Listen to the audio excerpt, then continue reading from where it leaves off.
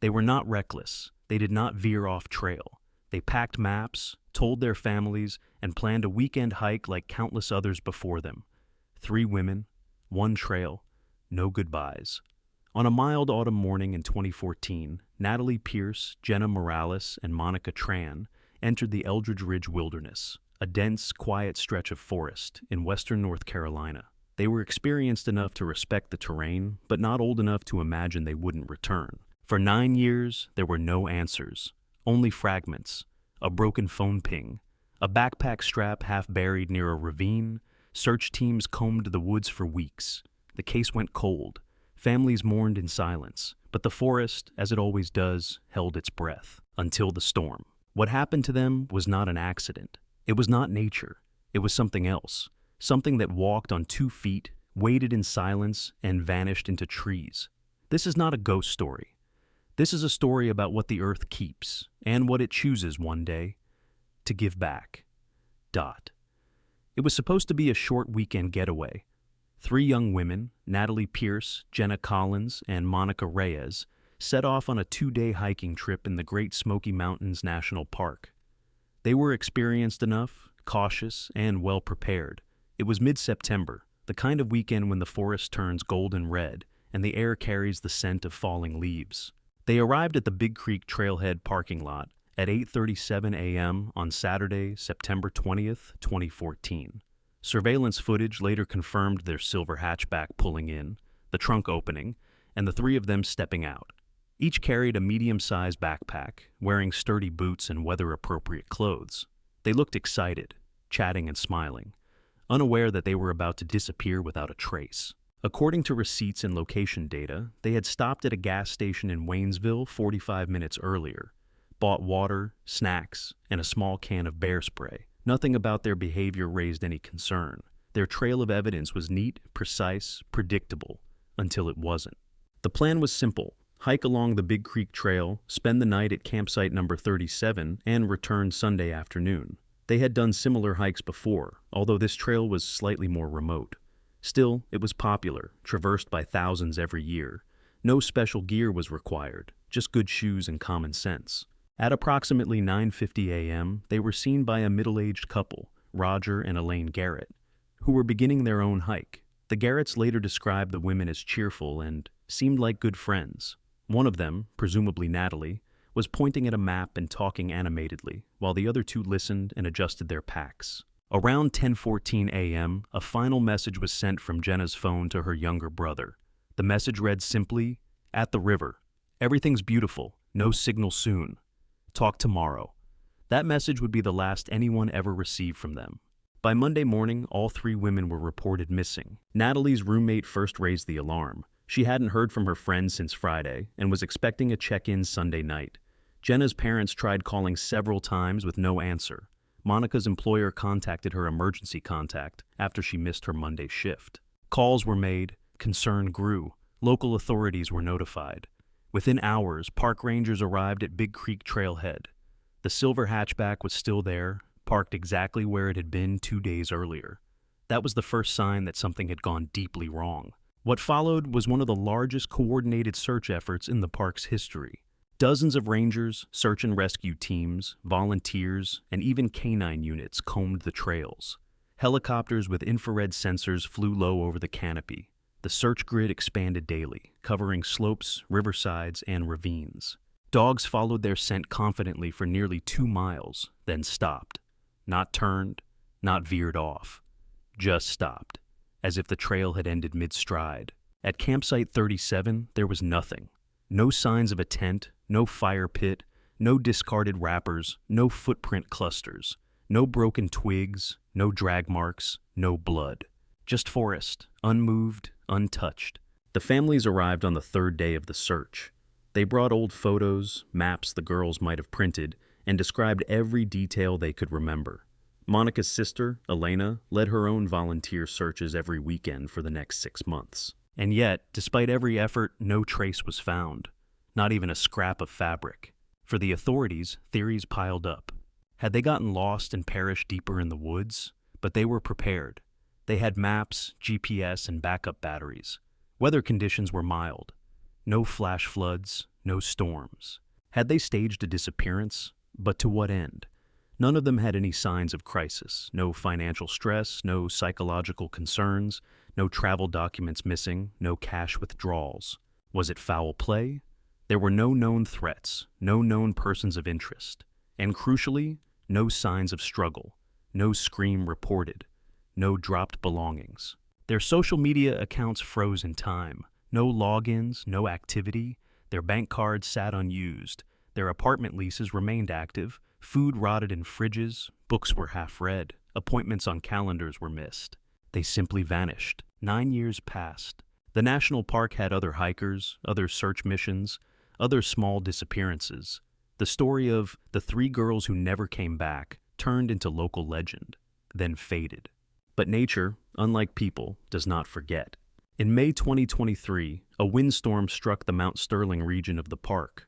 A 120-year-old oak tree was uprooted near an unmarked footpath about 1.7 miles off the main trail. 3 days later, a routine patrol ranger came upon the fallen tree and noticed something protruding from the upturned roots. It looked like fabric, faded, stained. He approached. Then he saw something else. A bone. A call was made. The area sealed off. Forensics summoned. And the story that had gone quiet for nearly a decade suddenly roared back to life. The call came in at 2:14 p.m. on May 17, 2023. The ranger who placed it had 32 years of experience and had never uttered the words he spoke that afternoon. Possible human remains under a windfall, requesting immediate forensic response. The location was remote, about 1.7 miles northeast of the main Big Creek Trail, where visitors rarely strayed. The storm that had swept through 3 nights earlier had downed dozens of trees. One of them, a colossal white oak estimated at 120 years old, had been ripped out of the soil, its vast root system turned inside out, like a gaping wound in the forest floor. It was beneath that tangled, wet lattice of roots that the ranger had spotted something. First a corner of blue synthetic fabric, then the unmistakable curve of a human femur.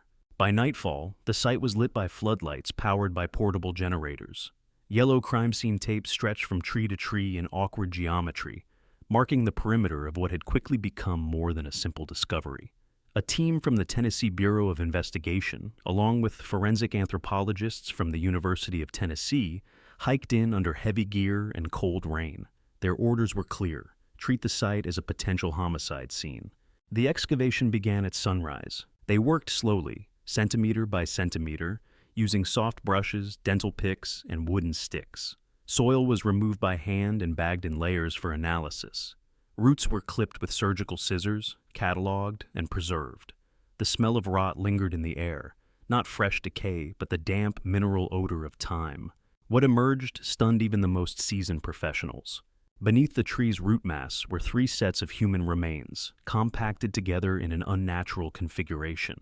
They had not been scattered by animals or tossed in haste. Instead, they were folded into a shallow depression, as if someone had deliberately packed them into the space to minimize exposure. The limbs were bent at sharp angles, the spines curved unnaturally. One forensic assistant muttered, "It's like they were trying to fit into a suitcase too small."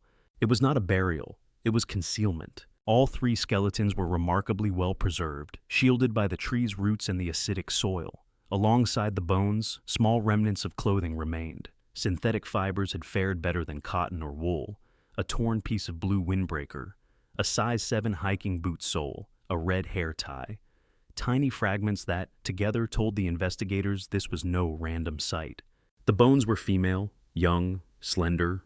Preliminary visual analysis indicated that all 3 individuals had suffered the same type of injury, a blunt force trauma to the back of the skull.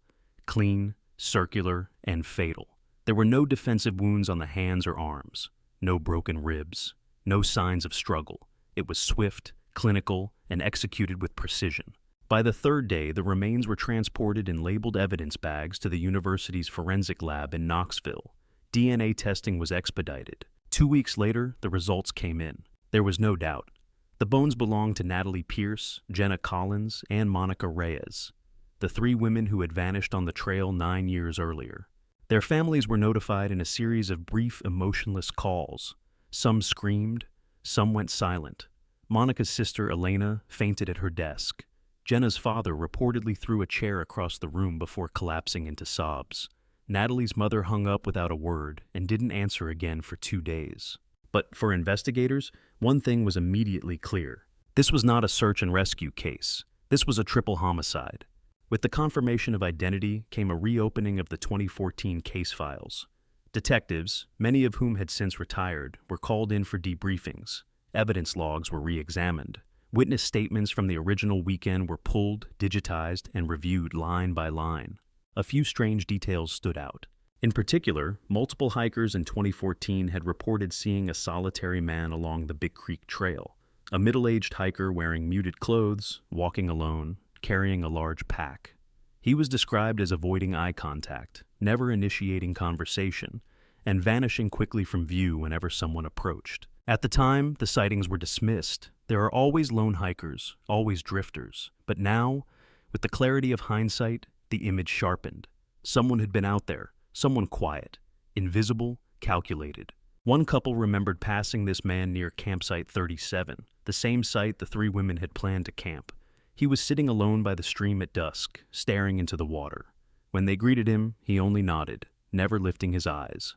Now, 9 years later, the man with no name, no voice, and no face had become the only suspect. The forensic reconstruction of the crime was grim but telling. Investigators theorized the women had stopped near the river to rest or eat. At that moment, their backs were turned to the forest. No one would have expected anything. No dogs barked, no cries were heard. Just the wind in the trees. And then, silence. One after another. 3 strikes, 3 deaths. The killer then dragged the bodies roughly 400 meters off the main trail, found the hollow beneath the great oak, and placed them there, folded like laundry. He took their tents, sleeping bags, tools, maps, anything of value, and vanished. Why that spot? The oak tree had a natural hollow where its roots separated from the base, making it an ideal hiding place. When the tree was alive and upright, the burial site would have been invisible. Only the force of nature, 9 years later, would uncover it. And so the puzzle returned. Who was he? Where had he gone? And why had no one found him yet? A special task force was formed, the kind reserved for serial offenders. And for the first time in 9 years, the name Natalie Pierce appeared not in a missing persons file, but in a homicide report. The forest had remembered. And now, so would everyone else.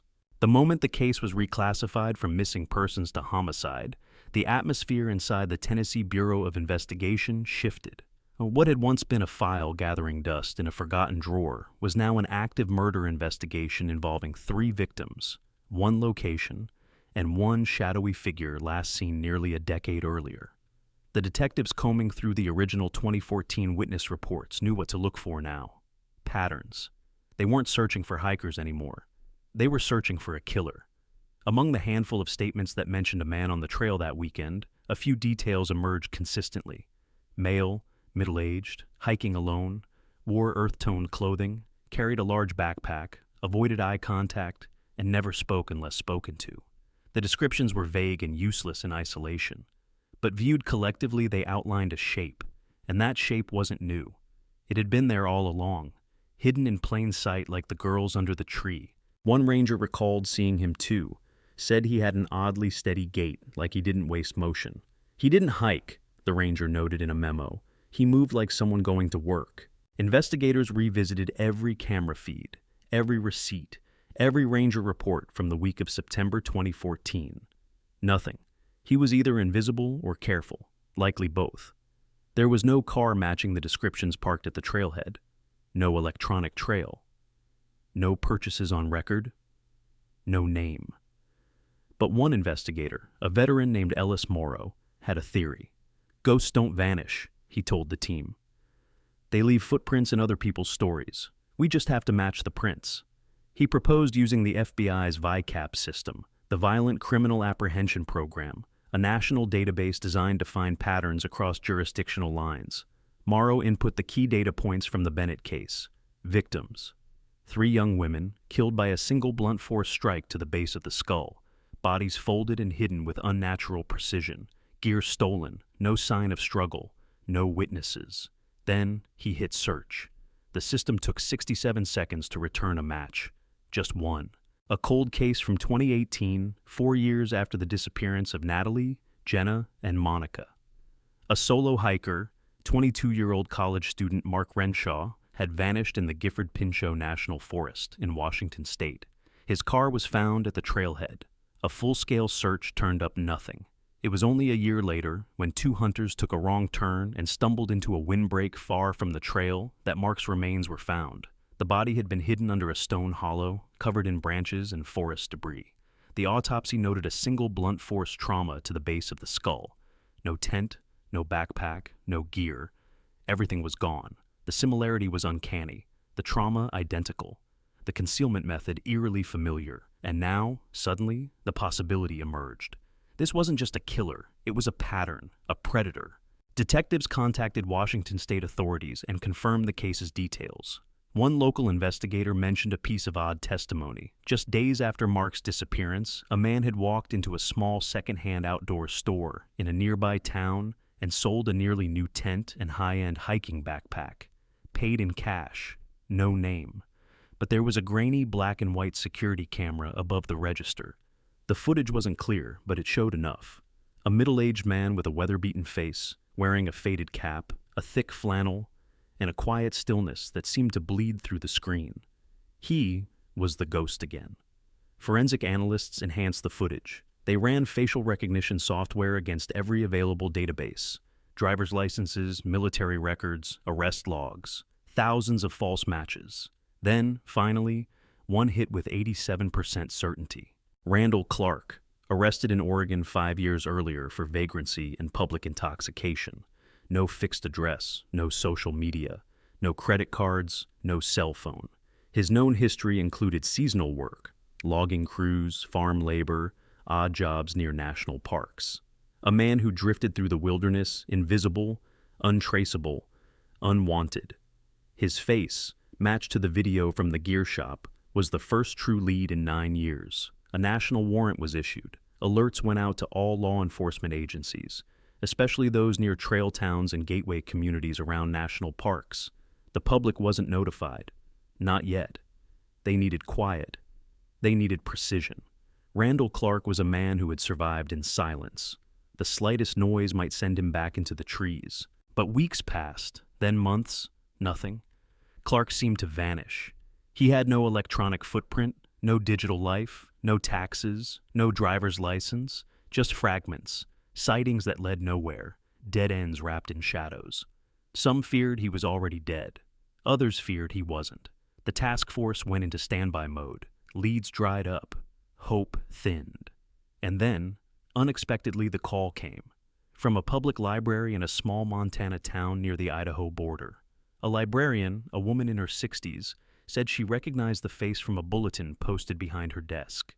Said the man had been coming in nearly every day for 3 weeks, sitting at the same corner table, reading old newspapers, staring out the window. Quiet, polite, barely noticeable. But his eyes. She remembered his eyes. When the deputies and FBI agents arrived, they didn't draw weapons. They didn't need to. Clark was sitting with a folded newspaper and a black coffee, alone. When they approached him, he looked up and held out his hands. There was no fear, no surprise, only resignation. As if he'd been waiting for them all along. The ghost had a name now, and a face, and soon he would have to speak. But what he said, when he finally opened his mouth, would haunt every agent in the room. Because the forest had given up its secret, but Randall Clark would reveal just how many secrets it still held. At the FBI field office in Missoula, Montana, Randall Clark sat in an interrogation room that smelled faintly of coffee and carpet glue. The walls were dull beige, the table scuffed from years of interviews, the overhead lights buzzing with low fluorescent hum. He didn't speak at first. For nearly 2 hours, he simply stared at the wood grain of the table, unmoving, as if his body had turned to stone. 2 federal agents, one from the Bureau, one from the Tennessee Task Force, sat across from him, silently laying out the photos. The silver hatchback parked at Big Creek Trailhead, the still frame from the grainy video of the secondhand shop, a photograph of Mark Renshaw, smiling beside a waterfall, and finally, the most recent, the skeletal remains of Natalie, Jenna, and Monica, laid out on a sterile stainless steel table, their bones labeled and numbered. That was the image that made Clark blink for the first time. not wince, not flinch. Just blink slowly, like someone waking up from a long, cold dream. The FBI agent, whose voice never rose above a whisper, asked the same question for the third time. "Were you in Tennessee in September 2014? And this time, Clark answered. His voice was flat, almost emotionless, as if he were reciting instructions for fixing an engine. "I was there," he said. "I saw them first at the parking lot. They were loud. When pressed," he elaborated. "Not much, but enough." He spoke of the way hikers carried too much gear, how they made noise without awareness, how they moved through the wilderness like they owned it. "They don't belong there," he muttered. "They treat it like a playground." He explained that he lived in the woods, moved between forests, slept in lean-tos, used river stones to cook and to kill. He never referred to Natalie, Jenna, or Monica by name. He called them the Three. He said he had followed them from a distance, watched them stop near the river to rest. One of them was tying her boot, he recalled. The others had their backs turned. He said it all happened in under a minute. He used a stone he had carried for weeks, smooth, flat, heavy, kept in the side pocket of his pack. "I hit the first one, the one by the water," he said. "She dropped fast. The others didn't hear. I moved." He struck each victim once. No second blows, no screams, no panic. Just quiet efficiency, like changing a tire. Then he dragged the bodies off trail. He found the oak tree, a giant with a hollow at its base. He had seen it days earlier and marked it in his mind. It looked like a cellar, he said. He described how he folded their bodies, one at a time, breaking joints when necessary. He did it quickly, methodically. He knew how to compress, how to create space. "You keep them low, under the roots. The tree hides the smell," he explained. "Animals won't dig if you layer dirt with pine." When asked why he folded them the way he did, he said simply, "It's cleaner." He took their equipment, tent, sleeping bags, food, flashlight, cooking tools. They had good gear, he added. Lightweight, durable, didn't squeak when you moved. He kept their phones for a few hours before smashing them with a rock and burying the fragments separately. Then he walked for 3 days west until he reached a highway. He hitchhiked with a logging truck. The driver didn't ask questions. He never used anything with his name on it. No IDs, no cards, no paper trail. "The world forgets you if you don't leave marks," he said. "I like that." When asked about Mark Renshaw, he didn't deny it. He even smiled faintly. "That one took longer. He kept changing trails. I waited." He described how Mark had pitched his tent near a clearing, how he watched him through the trees for hours. He was smart, but not quiet. The rest was the same. A single strike, a body hidden, gear taken, sold for cash, then move on. The agents pressed further. Were there more? Other parks, other hikers, other victims? Clark said nothing. Just stared again at the wood grain. His fingers drummed once, twice, then stopped. "I don't remember names," he said finally. "Only trails." With that, the interviews ended. His confession, cold and detailed, matched physical evidence. Forensic teams had verified his descriptions down to the placement of roots, the angle of limb folding, the brand of water filter in the stolen gear. There were no outbursts, no denial, no drama, only facts delivered with mechanic precision. When the lead agent asked if he felt remorse, Clark tilted his head, confused. "For what?" he asked. They weren't supposed to be there. And that was the most chilling part. He didn't see himself as a killer. He saw himself as a caretaker. The forest was his, and trespassers were pests. He was indicted on 5 counts of first-degree murder, 3 in Tennessee, 2 in Washington. Extradition was immediate. The press dubbed him the ghost hiker.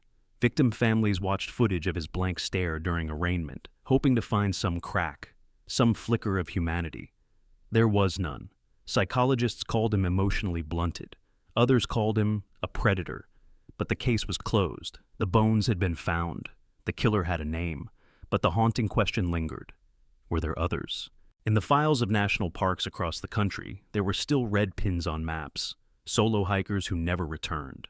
Pairs who went missing without gear. Campsites left intact, but empty. And in the silence of the interrogation room, Randall Clark gave no answers. Only this. If the roots hadn't pulled back, you'd still be looking. Then he closed his eyes and said nothing more. Once Randall Clark was in federal custody, held without bail and under constant surveillance, the case seemed, on the surface, to be finished. Headlines declared justice served. Families gathered in silence. Funerals were finally held. Memorials updated. Gravestones carved with exact dates instead of question marks. But then, within the Tennessee Task Force and the FBI's Behavioral Analysis Unit, the unease only grew. Clark had confessed to 5 murders, 3 in Tennessee, 1 in Washington, 1 that had never even made it to court. But his language, his demeanor, and the precision of his methods suggested something deeper, something older, something more widespread. "You don't get that skilled by doing it twice," one agent muttered. Investigators knew the patterns now. Single strike to the base of the skull. Victims always outdoors, always alone or isolated. No signs of struggle, no attempt at communication. Bodies hidden deliberately, not with panic, but with method. Equipment stolen. Phones destroyed. Digital footprints severed. Clark didn't vanish after he killed. He moved like someone crossing state lines to work another shift. And what unnerved them most was how quiet his trail had been. A man like that, unregistered, untethered, untraceable, could travel through wilderness for decades without drawing suspicion. That thought gnawed at everyone. So, the team began to dig. Not in the woods this time, but through records, files, case notes, archived missing person reports from as far back as the early 2000s. They compiled a database, not of solved crimes, but of hikers who had disappeared under eerily similar circumstances. They filtered by criteria: solo or small groups, vanished on multi-day hikes, no trace of gear recovered, last known locations near off-trail zones or remote clearings never found.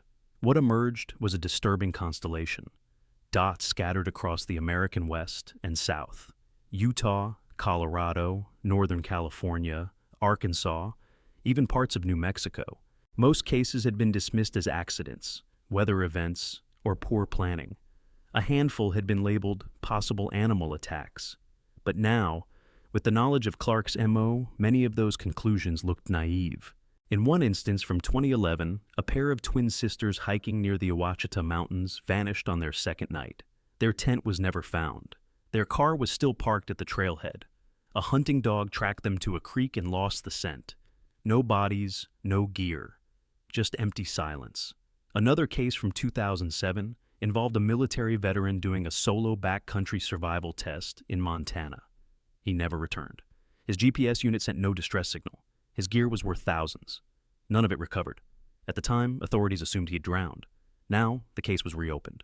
Slowly, the list grew to 14. 14 potential victims who fit Clark's timeline, his mobility, and most critically, his ritual. But there was no proof. No DNA, no witnesses, no confessions, only patterns in the dirt, in faded maps, in archived police interviews. Still, it was enough for the Department of Justice to launch a deeper internal investigation. Clark, when presented with these cases, simply stared. He neither confirmed nor denied. He made one statement only: there are places where the ground still remembers. Then he laughed. Digital forensics tried to find any online trace of Clark before 2010. There was none. No social media, no email, no digital photos. His only identifiers were misdemeanor arrests, a fishing license from 1998, and a blurry DMV photo issued and expired in Oregon 2 decades prior. He had deliberately erased himself from the modern world. And what was more terrifying, he had succeeded. The Behavioral Analysis Unit released a profile. Clark was likely killing long before 2014, possibly as early as the late 90s. He had developed a personal code, warped but consistent. Stay hidden, kill swiftly, take only what's needed, leave no sound, no signal. He viewed himself as part of the landscape, nature's correction. When asked by a profiler if he saw himself as a serial killer, he frowned. "No," he said, "I'm efficient." Meanwhile, the families of Natalie, Jenna, and Monica struggled with the weight of knowing. The not knowing had been agony. But this was a different kind of pain. It had edges. Sharp, cold edges. Monica's sister Elena gave a press statement. "I dreamed of answers. Now that I have them, I wish I could forget." Jenna's father refused interviews. Natalie's mother attended Clark's arraignment, looked him in the eye, and walked out without saying a word. In court, Clark said nothing. He pled not guilty by default. The prosecution didn't care. They had his confession, his matching details, his behavior. They had the bones. But behind closed doors, the agents knew. This was bigger. The woods had hidden him for decades, and he was not unique. There were others. There always are. Humans vanish in national parks every year. Some fall, some freeze, some drown, and some walk into the trees and are never seen again. Not because the forest is cruel, but because someone is watching. Someone who knows the trails no ranger walks. Someone who waits. Clark was just one predator camouflaged in the brush. And if he could do it for that long, without internet, without cards, without ID, then others could too. That was the new mission. Not just closing Clark's chapter, but illuminating the ones still unwritten. The red pins on the map weren't just memories now. They were warning signs. And as one agent scribbled in the corner of a case file, beneath a list of dates and names, there are killers who hide in the city, and then there are those who let the trees hide them. Randall Clark was behind bars, but the trees hadn't stopped whispering. And the dirt.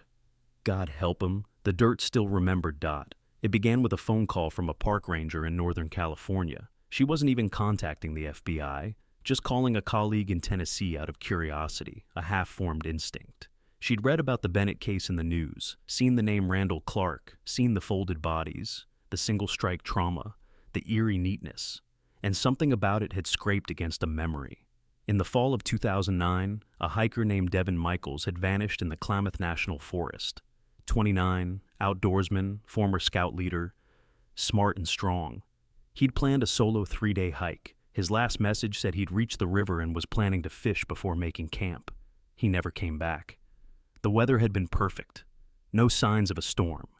His car was found in the lot. His route was mapped out. There was no logical reason for his disappearance. The ranger remembered the search, the dogs that followed his scent for a mile, and then, inexplicably, stopped cold at the bend of a river trail, like the air had swallowed him.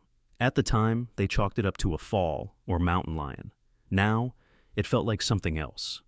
The ranger relayed this memory not as a tip, but as a shared wound, but the FBI took it seriously. They reopened the Michaels case, and in doing so, they started to notice something that Clark had never mentioned, something that hadn't been in his confession. He didn't just kill. He watched. He studied. He stalked. That's why he always knew when to strike. He didn't stumble into victims. He shadowed them. For hours. Days, even. He learned their rhythms, their rest stops, their routines, their gear, their guard. Which meant that if there were more victims, there had been more opportunities, and more chances someone had seen him. They began to comb through unrelated hiker testimonies from previous years, TripAdvisor posts, trail journals, Facebook hiking groups, anywhere someone may have mentioned a strange man on the trail. The pattern was faint but undeniable. Lone men with quiet stares, men who didn't respond to greetings, men seen sitting by rivers, on rocks, near campsites, not hiking, not moving, just watching. Descriptions were always vague. Average height, neutral clothes. Looked like any other backpacker. But the feeling was always the same, unsettling. Like being observed by something that didn't blink. In at least 5 of those cases, the hikers reporting those encounters went missing within days. No connection had ever been made, until now. The forest, it turned out, had been whispering all along. People had sensed him. They just hadn't understood what they were sensing. Not danger, exactly. Just wrongness. The kind that sets your teeth on edge and makes your skin itch. The kind that makes people speed up without knowing why. Clark had thrived in those margins. He wasn't just a predator. He was a patient one. A man who let others talk themselves out of their instincts. As the task force widened its scope, they started to see how easily Clark had moved through the landscape. He followed the rhythms of fire seasons, trail openings, snow melts. He never entered parks at main gates. He always came from the backcountry, logging roads, abandoned ranger stations, hunting trails not on the map. He scavenged what he needed, repaired what broke. He had no base, no anchor, just the forest and the trails. It made him the perfect ghost. But every ghost leaves a shadow, eventually. In the Bitterroot Mountains of Idaho, a land surveyor flagged something odd. A cave hidden by a rock slide, recently disturbed. Inside, investigators found remnants, a fire pit, a torn tarp, a rusted water filter, and a pile of bones. Animal, mostly. But near the bottom, beneath a loose stone, a human molar. Dental records matched a missing hiker from 2012, a woman named Elaine Park. She had vanished hiking alone during a photography trip, At the time, her camera and bag had been assumed stolen by wildlife. Now, it was different. It had Clark's fingerprints all over it. He never mentioned her, but he didn't have to. His silence was louder than confession. When questioned, he simply said, "I don't name the trees, I don't name them either." That phrase became the case motto. He doesn't name them. And it reframed everything. Clark had no interest in victims' identities. He didn't hate them, didn't know them. To him, they were moments, opportunities, ghosts he created so he could keep disappearing. He respected the forest, not the people. And so, the forest, in its own strange way, had protected him, until nature itself betrayed him with that fallen oak. In a closed-door session between federal agencies, the estimate was given, at least 18 likely victims across 13 years, possibly more. Clark would never stand trial for all of them. There was no evidence strong enough, only patterns, broken twigs, and empty tents. But it was enough to classify him as one of the most prolific wilderness serial killers in modern American history. He didn't use a gun, didn't tie up victims, didn't torture. He killed with one blow, and then folded their lives into silence. But the story didn't end there. In July 2023, a backpacker in Olympic National Park stumbled upon a journal buried under stones. It was wrapped in plastic, half-molded, stained, but intact. Inside were sketches, crude, angry, repetitive, people's faces, tents, tools, and page after page of writing in short bursts, disconnected phrases. They're too loud. The trees hurt when they carve their names. They flash lights at the sky. I take their fire. I clean the trails. It wasn't signed. But the pages matched Clark's handwriting. For the first time, there was a glimpse, not of method, but of mindset. Not a confession. A justification. He saw himself as a forest custodian.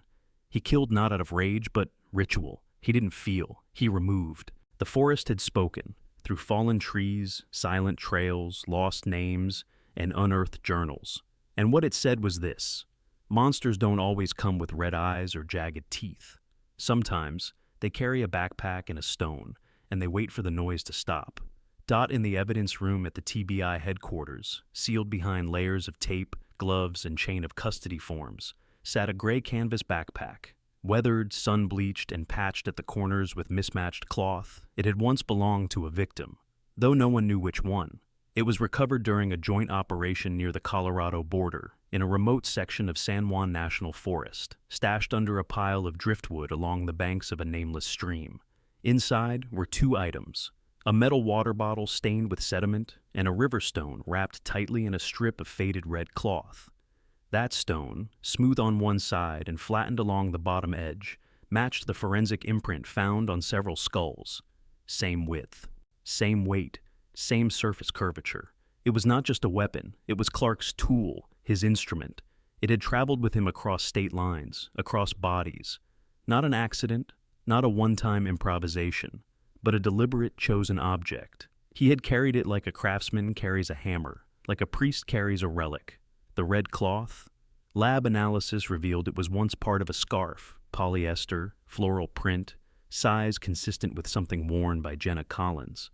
It was impossible to be certain, but the symbolism was undeniable. Clark didn't just kill with the forest. He built rituals in it. Every item in the bag told a story, one never written in full, only hinted at between scars, dirt, and decay. The backpack was filled with more than just gear. Tucked in the side pocket was a strip of newspaper from 2015, featuring a story on trail safety tips. The corners were torn, the ink smudged, but circled in blue pen were the words, "Stay aware, stay visible, don't hike alone."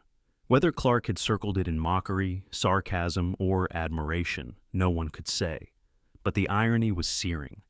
Every piece of advice that should have saved his victims was precisely what he exploited. They were aware, just not of him. They were visible until they weren't. And they hiked alone. Because in the quiet corners of the wild, people still believe they are safe. That belief had been his camouflage. As the case deepened, the analysis moved beyond the physical. Behavioral analysts, criminal profilers, and forensic psychologists pored over his patterns. Clark had no digital trail, no manifestos, no declarations. He didn't crave fame, didn't contact press. He wasn't a killer who wanted to be seen.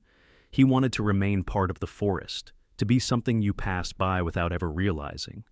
A branch, a shadow, a silence. That's what made him different. That's what made him terrifying. Most serial killers are eventually undone by ego, by the need to be known. Clark wasn't. He operated not in bursts of rage or emotional compulsion, but in cold, detached utility. The forest had needs. He met them. When interviewed again, Clark was shown the backpack. He looked at it for a long time without blinking. Then he asked for water, not to drink, to rinse his hands. It was the only request he made in 3 hours of questioning. When pressed about the stone, he said only, "It was always in my right pocket." Always. That sentence echoed through the room like a dirge. Not because it was dramatic, because it was true. They asked if he remembered each face. He said, "No, just the steps. I remember their footsteps, heavy, scattered, then still." That to him was the moment that mattered, the stillness, the moment when something alive became part of the forest again. That was how he described murder, not as an act of violence, but as a transition, something messy becoming clean, something noisy becoming quiet. What disturbed the agents most was not the lack of remorse, it was the lack of friction. Clark didn't justify, he didn't rationalize, he didn't even deny, he simply described, like reciting a recipe he'd used too many times to forget. In one instance, he even corrected a timeline they presented.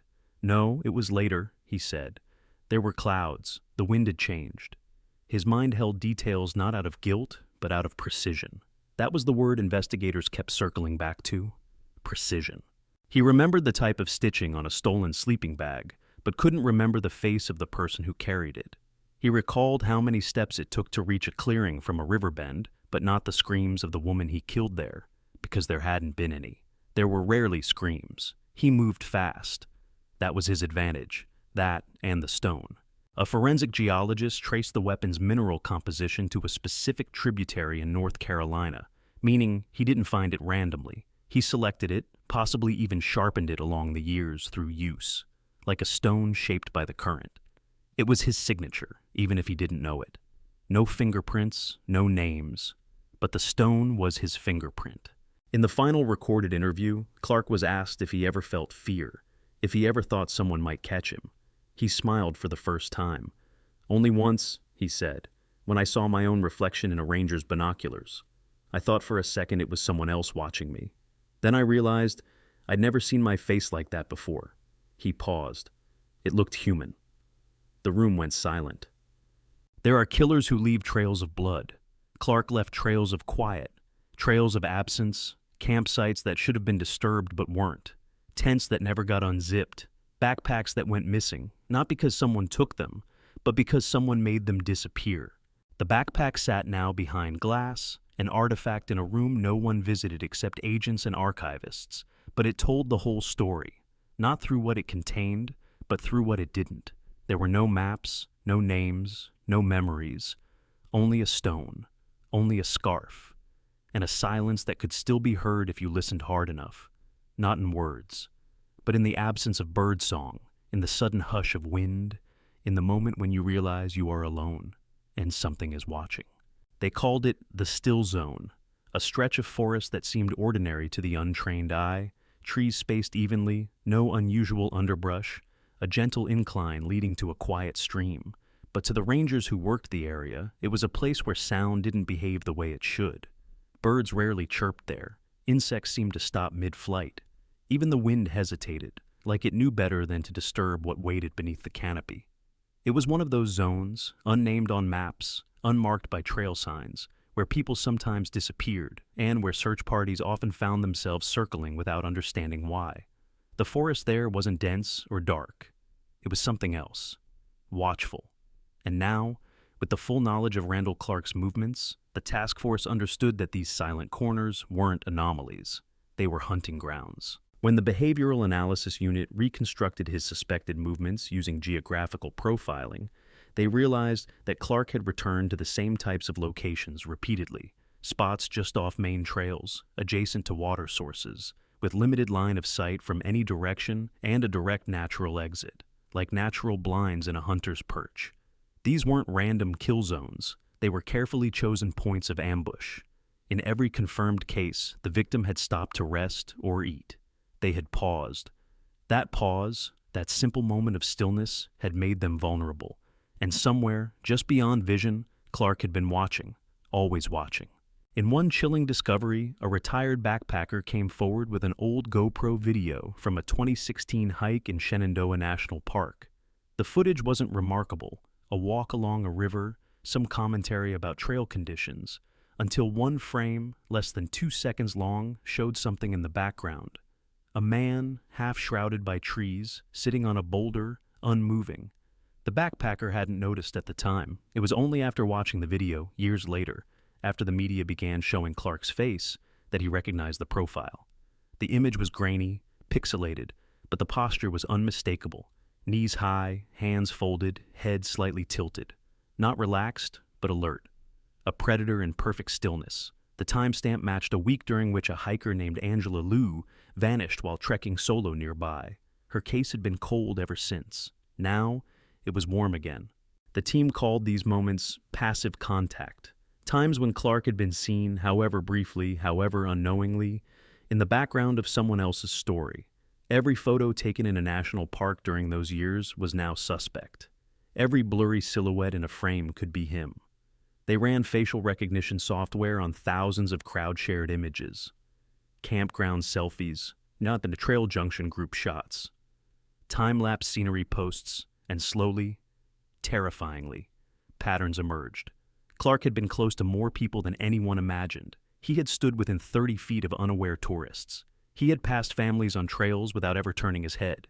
He had blended in, not because of any disguise, but because the woods gave him cover, and because people didn't expect monsters to walk quietly. The more the team reviewed, the more they realized how patient Clark had been. He never chased. He waited. If a victim was too alert, too fast, or too well-traveled, he moved on. There were no forced entries, no night raids, only opportunities accepted when conditions were ideal. He was meticulous, precise, predictable, only in hindsight. That was what made him so hard to catch. He obeyed no pattern that police expected. He had no cooling-off period, no signature trophies, no communication, just silence, motionless observation, and then vanishing. It became clear that Clark had cultivated his own kind of invisibility. Not by hiding, but by being exactly where no one looked. In a park with thousands of visitors, all eyes are forward, on trails, on summits, on the view. But Clark was never in the view. He was always beside it, parallel, adjacent, in the brush just off the trail or in the shadows just beyond the firelight. He watched as people posed for pictures. He listened to them laugh. He waited while they unpacked their food. He learned their rhythms the way wolves learn the patterns of deer. And when the time was right, he moved. Not out of rage, not out of impulse, out of calculation. A psychologist described him as preyed stillness, not a frenzy, not chaos, but something worse. The absence of noise with intent behind it. The kind of quiet that doesn't simply exist, but chooses to. When Clark was shown footage from one of the surveillance-enhanced trail cams later deployed in known still zones, he barely reacted. But at one moment, when a video played a clip of a young woman standing alone near a stream, oblivious, humming to herself, with her back to the trees, his eyes flickered. A tiny twitch, barely perceptible, but enough. The agent across the table noted it and paused the video. Clark said nothing. He didn't need to. Eventually, they asked him directly, how did he choose who to follow? He shrugged. Some people echo louder, he said. You can hear their footsteps in the leaves before you see them. That was all. No deeper reasoning, no rage, no selection by appearance or type, only presence, sound, pattern. It was in that moment that the task force realized something devastating. Clark's victims hadn't been targeted because of who they were. They hadn't been stalked because of what they looked like, or what they carried, or even what they did. They had been chosen because they passed too close to where he waited, because their trail intersected his, because they paused at the wrong moment, because they echoed, and that realization shattered every illusion of safety left in the case, because it meant anyone could have been chosen, anyone who stepped off the trail, anyone who moved too slowly, anyone who let their guard down for a breath too long. The forest, it seemed, didn't just house the threat, it disguised it. enabled it. And now, with Clark behind bars, with maps redrawn and cameras installed, with scars fresh and raw, still, the canopy whispered. Still, hikers went missing. Still, moments of stillness echoed where they shouldn't. Because the forest has eyes. And sometimes, those eyes are not wildlife, not shadows, not trees. Sometimes, they are human, watching, waiting, remembering. They began with a wall, a single wall in a secure conference room in the basement of a federal field office. Blank at first, then gradually overtaken by photographs, dates, maps, and red string. Each photo showed a face, smiling, alive, caught in a moment of ordinary joy. A woman posing beside her tent, a man balancing on a log over a creek, a couple standing at the trailhead with packs still crisp from the store. None of them were famous. None of them were front-page news. Most had never made it beyond a local missing persons bulletin, but they were all part of the same question. How many were his? How many people had vanished into the same silence Clark had left behind? The official number was 5, the confirmed number, but the wall knew better. The wall held 47. 47 names that fit the pattern, disappeared between 2004 and 2019, last seen in or near national forests, always hiking alone or in small groups, always leaving behind a trail that ended in nothing. Some had been found, eventually, years later, reduced to fragments that could never speak. Others were never seen again. No bodies, no gear. Just footprints leading into wilderness and never returning. For each one, the task force compiled a timeline, a witness log, a map overlay. They searched for sightings, receipts, vehicle records, satellite images. They found patterns. They found silence. One woman, 32, went missing in Pisgah National Forest in 2008. Her car had been packed neatly, wallet still inside, gear accounted for. She had only intended a short afternoon loop. When she didn't return, a friend called it in. The dogs tracked her for a mile and stopped near a bend in the trail, where a narrow footpath split toward a stream. That footpath wasn't on any official map, but it was the kind Clark favored, narrow, winding, slightly uphill, hidden. Search teams scoured it for weeks and found nothing. Her name was Cara DeLacy. No one ever found her body. Another man, 24, had disappeared in Oregon in 2010. He was hiking the Pacific Crest Trail in sections. He kept a blog, posted photos, made gear reviews. He had a routine. Every Friday he called his sister. One week he didn't. The post stopped. The blog went dark. His last known location was marked by a geotagged photo of a mountain lake. His tent was never found. His name was Luis Mendoza. They later found his boots, 15 miles off trail, neatly side by side beneath a pine. No prints around them, no drag marks. Just the boots. Another, a teenager, 17, vanished on a father-daughter trip to Arkansas. They had argued briefly over dinner. She went for a walk to cool off. She never came back. The father was questioned, cleared, devastated. The trail she took led through a stand of trees known for poor visibility. Her flashlight was found a week later, batteries drained, lens cracked. Her name was Tina Grady. Her father kept hiking that trail every year on her birthday. These were the names that were known. But there were more. The unknowns. The hikers whose names no one submitted, whose bodies were never found, whose loved ones had no voice loud enough to make it past local news. Clark had not kept trophies. He had not kept journals, at least none that were found. What he had kept, perhaps the only thing, were routines. And those routines left outlines. When placed side by side, the outlines began to fill in a shape. A hunter, not frantic, but exact, who moved across the country using topography, seasons, and human nature as tools. The task force called them possibles. Not victims, not statistics, just possibles. Each name was given a case file, each face a place on the wall. They worked backward, tracking Clark's possible locations using his known habits, where seasonal jobs were posted, where weather patterns aligned with the known gaps in confirmed cases, where reported sightings of a man fitting his description had been written off as inconsequential. One by one, they filled the wall, and with every new face, every new red string, the room grew colder. What haunted them most was not just that he might have killed more. It was that, if not for a single storm uprooting a tree, he might never have been found at all. The Bennett women would have remained under that oak, names whispered at ranger stations, stories passed from camper to camper, always ending with a question mark. Clark would still be out there, walking the edge of the trail, invisible. And the possibles? They would still be missing, silent photographs in someone's attic, mourned in private, forgotten in public. The press never got the full list. It wasn't released. The Bureau said it was out of respect for the families, but the truth was simpler. They didn't want the public to know how many names they didn't know.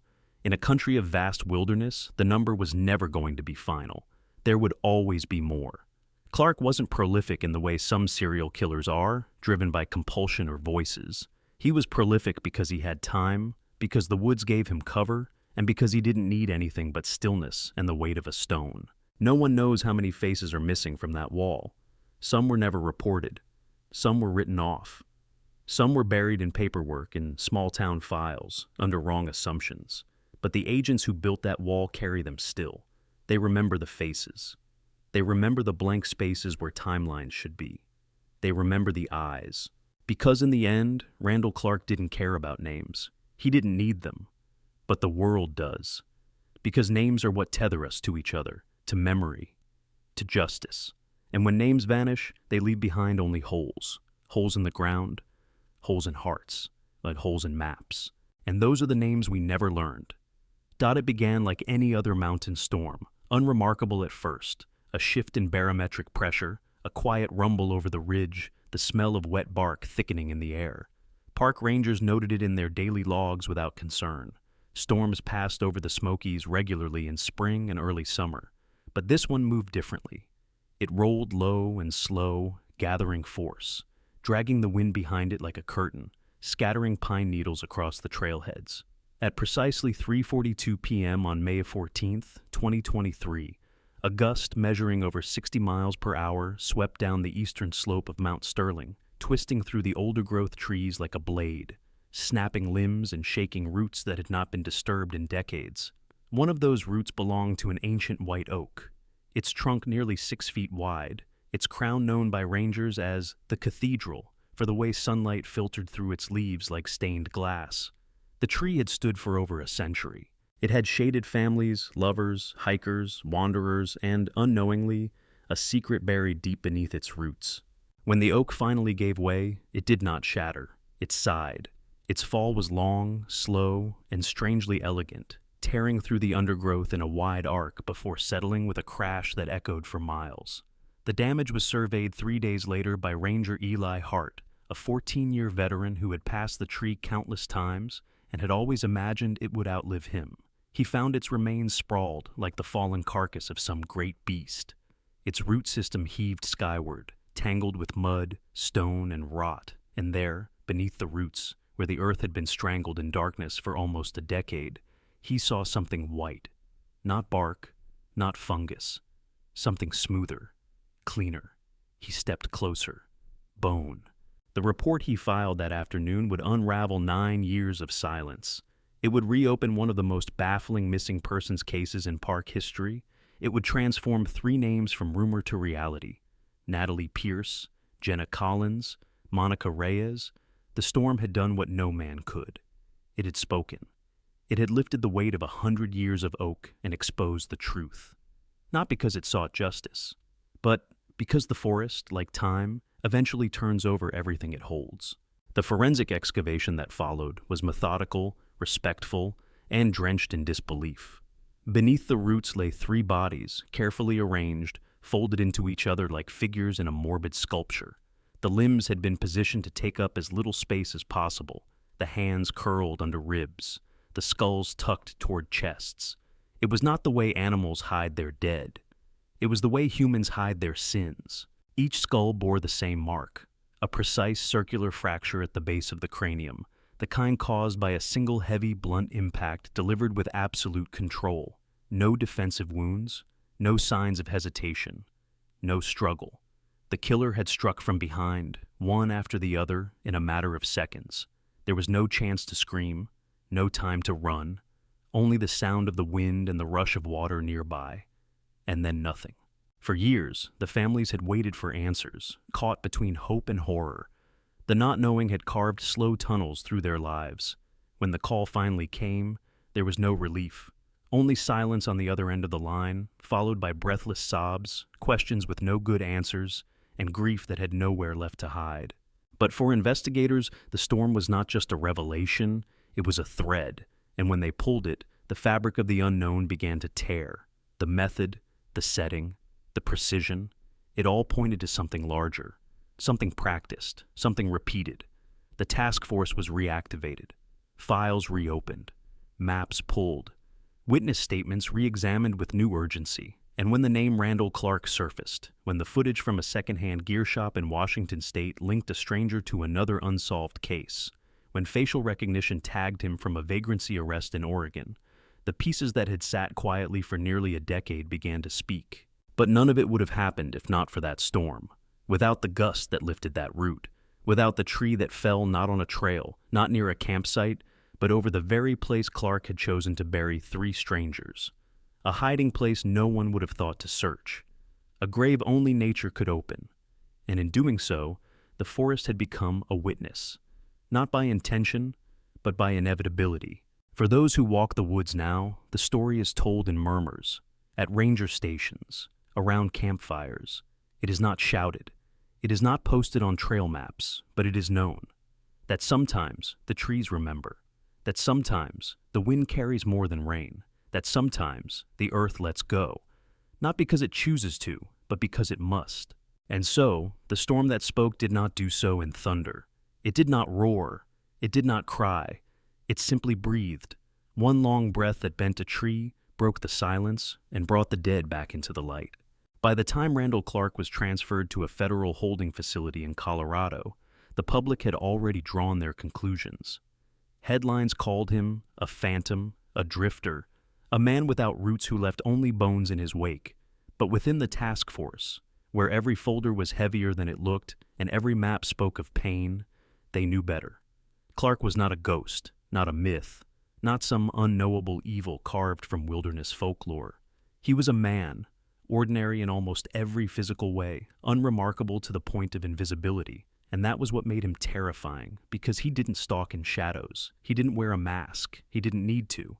He walked beside his victims, sometimes quite literally, trailing them from trailhead to rest stop, from streams to switchbacks, matching their pace just out of sight, just far enough behind to go unnoticed, just close enough to study everything they did.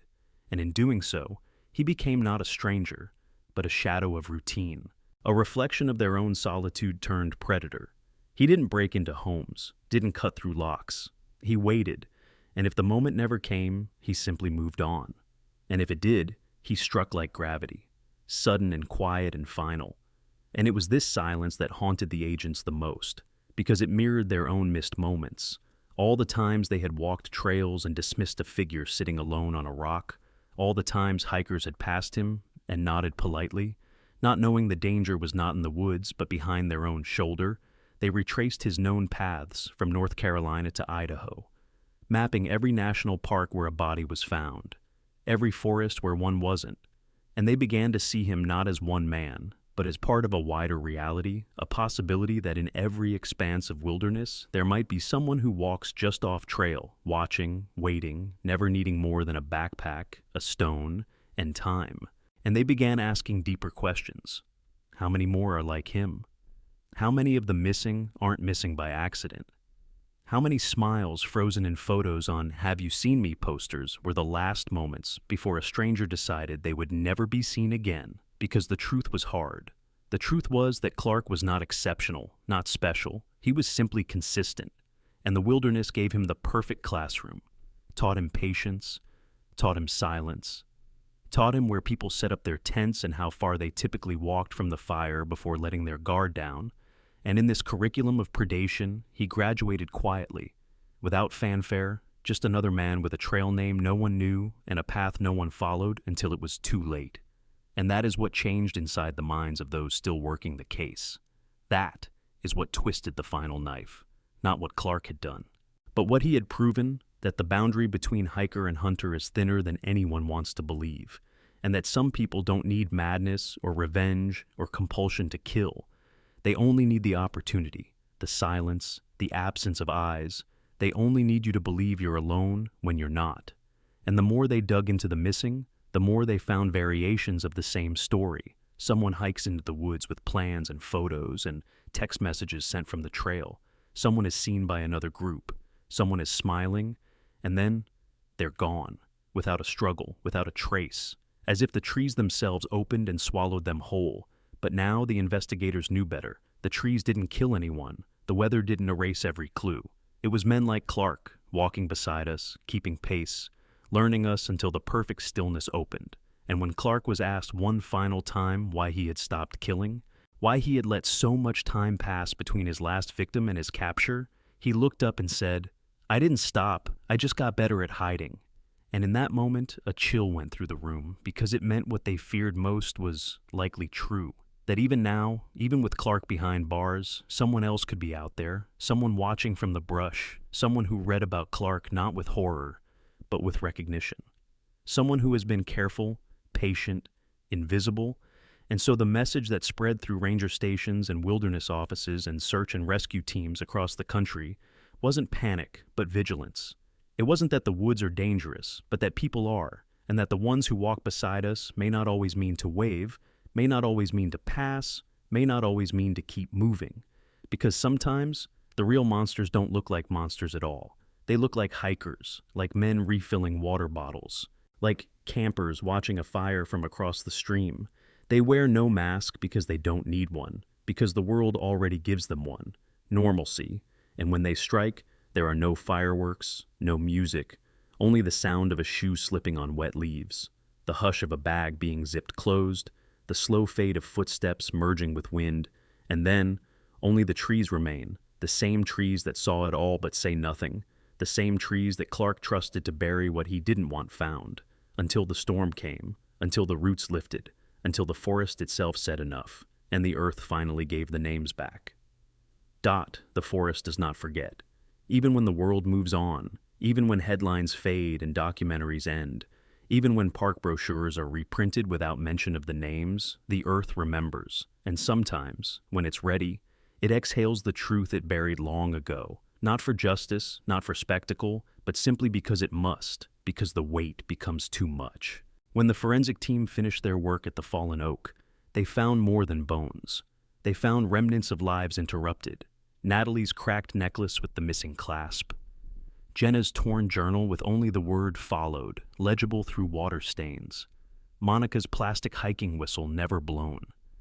Each item was cataloged, photographed, and sealed into evidence bags, but none of it felt like closure, not to the investigators, not to the families, not even to the forest that had shielded it all for so long. In the final report, the wording was clinical. Recovered, 3 partial human remains, approximate time of death 2014, blunt force trauma, consistent across victims, burial site undisturbed until May 2023. But clinical words cannot capture what it meant for a mother to hold a soil-stained necklace in her palm, or for a father to see his daughter's handwriting again after nearly a decade, or for a sister to hear the silence after finally knowing. The town of Bryson Hollow erected a small wooden memorial near the trailhead where the women had last been seen. Not official, not government-funded, just something the townspeople built themselves. 3 crosses made of cedar branches lashed with hiking rope, a bench facing east toward the ridgeline, and a sign etched with their names and the words, "We remember." Tourists pass it without stopping. Some take photos, few ask questions, but the locals know, and the rangers know. And every now and then, someone leaves a folded note beneath the largest cross, always unsigned. Messages like, "You mattered. We searched. I still dream about that trail." The FBI closed the case officially in July of that year, citing the arrest and confession of Randall Clark, the matching forensic evidence, and the corroborating footage found in multiple states. But the agents themselves never really walked away. One of them, Special Agent Dana Weller, now retired, kept a copy of the case file on her shelf, not to dwell, but because some cases leave a mark, a quiet one that hums beneath the skin long after the news cycle ends. "He wasn't the woods," she once said in an interview, "but he used the woods like a knife uses silence, clean, sharp, without warning." And now, each year, on the anniversary of the storm, a small group of search and rescue volunteers hike to the place where the oak once stood, not to find anything, not anymore, but to remember what was found, what was lost, and what was returned. They walk with care, not out of fear, but reverence, stepping lightly over roots that once concealed secrets, brushing fingers against bark that bore witness, whispering names aloud as if the wind might carry them somewhere they can still be heard. And there, where the forest opened itself for the briefest moment, they leave behind something small, a pine cone, a river stone, a pressed flower, something for the earth to keep again. Because they understand now that some truths don't want to stay hidden, that some voices, though silenced, still find a way to echo, and that the forest, vast and quiet and ancient, is not just a place of escape, it is a place of memory. And while monsters like Clark can walk its paths, so too can the ones who love, who grieve, who endure. Monica's mother still visits the trail each fall, walking the first mile slowly, pausing often, not because she expects to find anything new, but because she knows that part of her daughter will always live there. Not in the violence, not in the ending, but in the way she laughed climbing hills, in the photos where sunlight flickered through leaves, in the joy of the hike that came before the silence. And in that way, the forest does more than remember. It bears witness, it restores, it holds the story until someone is ready to hear it, and then it lets go. And for those left behind, that is perhaps the only justice the wilderness can offer. Not punishment, not answers, but the simple, quiet truth. You were here. You mattered. You are not forgotten. So when the wind stirs through the trees just before dusk, when the trail grows silent and the light turns gold, listen closely. Not for footsteps, not for danger, but for the breath of the forest as it tells you what it knows, what it saw, what it kept, and what it finally gave back.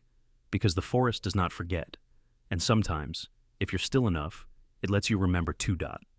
The case is closed. The remains were identified. The man responsible sits behind bars. In the eyes of the law, justice has been served.